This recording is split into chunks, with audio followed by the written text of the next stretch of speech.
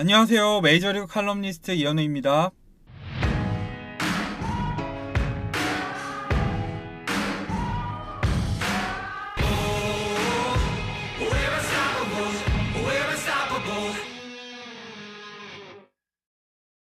네, 오늘 미국 현지 한 칼럼이 한국 메이저리그 팬들 사이에서 화제를 모았는데요.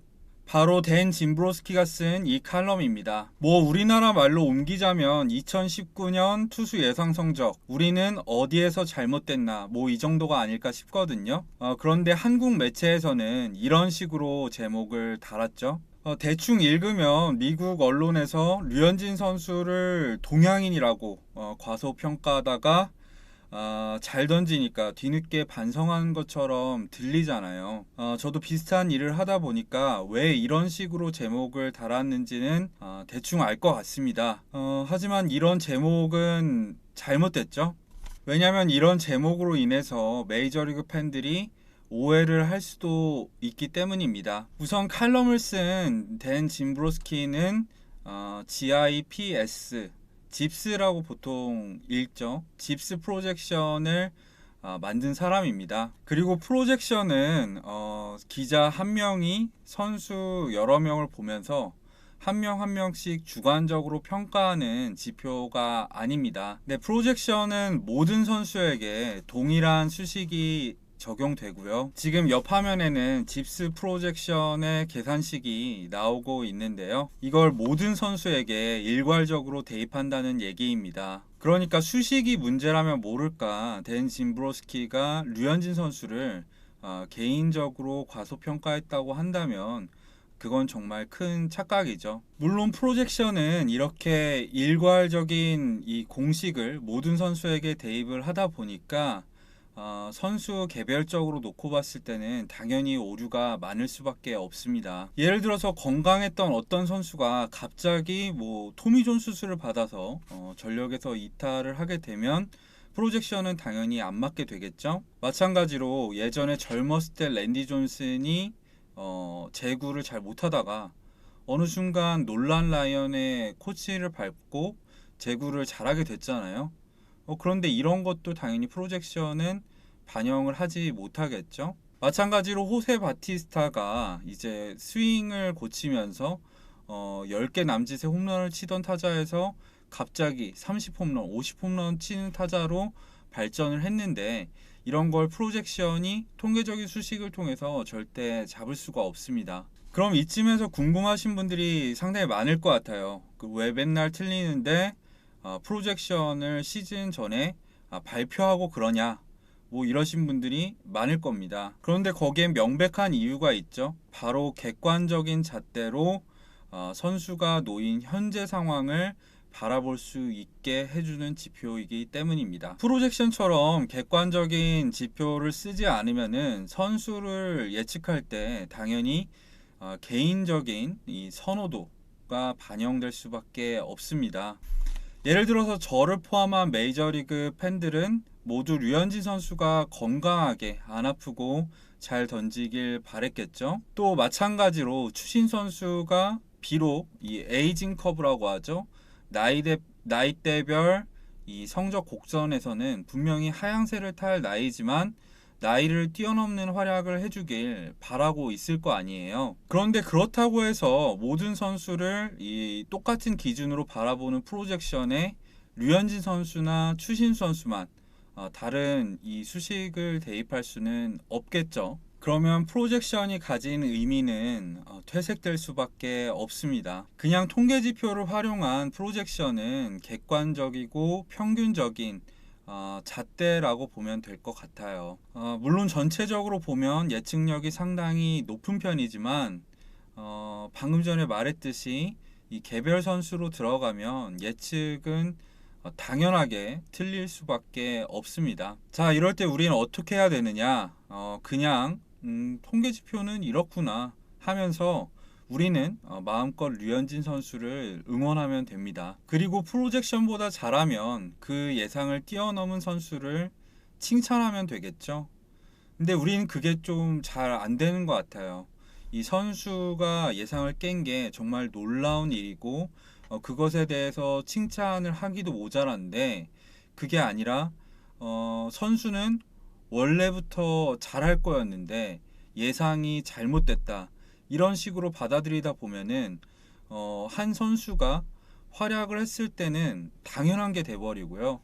반대로 한 선수가 우리의 그 당연한 기대를 깨고 한 경기에서 못하면은 정말 크게 실망을 한다던가 그 종목에 대한 관심까지도 사라지게 되는 경우가 상당히 많은 것 같아요. 어떻게 보면 정말 당연한 일이지만 류현진 선수가 올 시즌에 정말 부상을 빼면 딱 한 번 못 던졌는데 그 쿠어스필드 등판 이후에 이 유튜브 콘텐츠뿐만이 아니라 이 기사 조회수 자체가 반토막이 났거든요. 물론 류현진 선수가 다시 호투를 펼친다면 또 메이저리그에 대한 관심이 다시 늘어나겠지만, 그리고 그게 또 당연한 거지만, 저는 류현진 선수가 올 시즌 초반에 예상을 깨고 이렇게 호투를 펼치고 있는 게 좀 덜 조명되는 것 같아요. 제가 봤을 때 류현진 선수가 지난해부터 해서 이렇게 잘 던지는 거는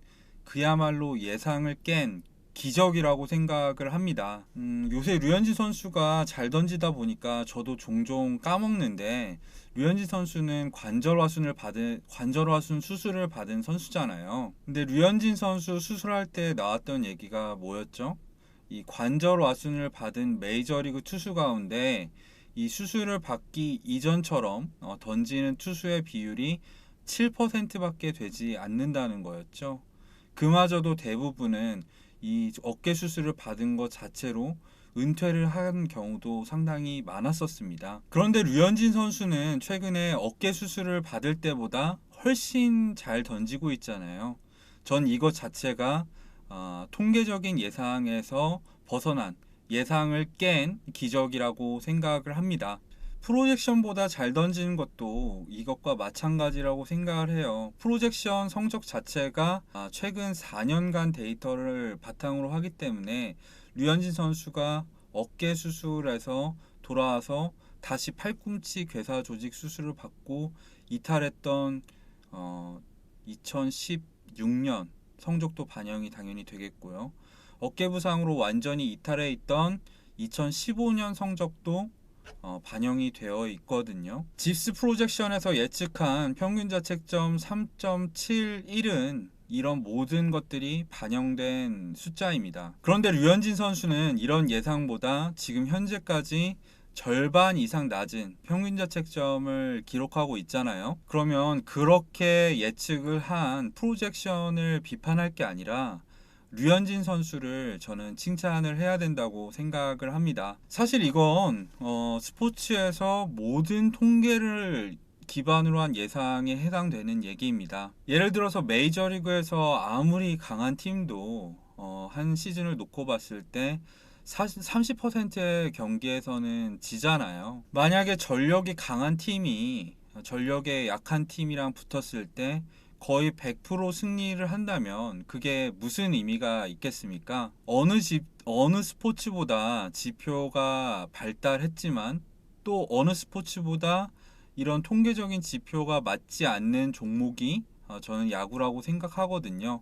그리고 또 이게 야구의 매력이죠. 류현진이 원래부터 이렇게 잘할 선수라고 생각하는 것도 좋지만, 저는 류현진 선수가 멋있는 거는 언제나 예상을 뛰어넘는 선수이기 때문이라고 생각을 합니다. 이건 모든 통계를 기반으로 한 이 야구 예측에 해당되는 것 같아요. 최근 들어서 다시 재점화가 되고 있는 FIP, 수비무관 평균자책점과 BABIP, 인플레이 타율 관련 논쟁도 저는 비슷하다고 생각을 합니다. 원래 이 두 지표는 예상을 위해서 만들어진 지표도 아니고요. 그것을 통한 예상은 당연히 예상일 뿐 언제든 빗나갈 수 있습니다. 그게 한 시즌이라는 스몰 샘플이라면 더 당연하겠고요. 이 칼럼을 쓴 댄 짐브로스키가 그렇게 순수하게 감탄한 것도 저는 바로 이 지점에 있을 것 같습니다. 부상 이후 류현진 선수는